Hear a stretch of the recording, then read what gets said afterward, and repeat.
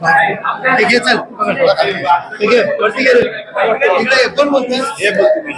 देशाचं सभागृहामध्ये झालं.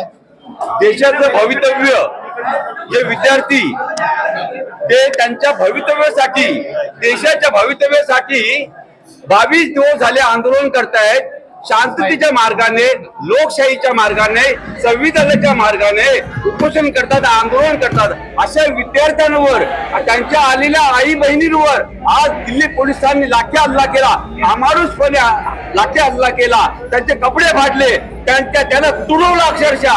आणि म्हणून आम्ही त्याचा निषेधार्थ करण्यासाठी आम्ही आज सभागृह पूर्णपणे स्थगित करून टाकला.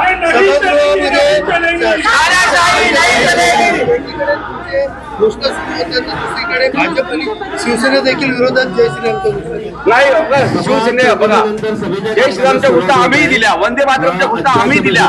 याच्या पलीकडचा हा विषय देशाच्या भवितव्याच्या, ज्यात देशाचे भवितव्य जे आहे त्यांच्यावर तुम्ही लाठी हल्ला करतात, ते पण अमानुषपणे देशाच्या भवितव्यासाठीच बसलेत विद्यार्थी. आणि भाजपकडनं विरोध या ठिकाणी दिसला.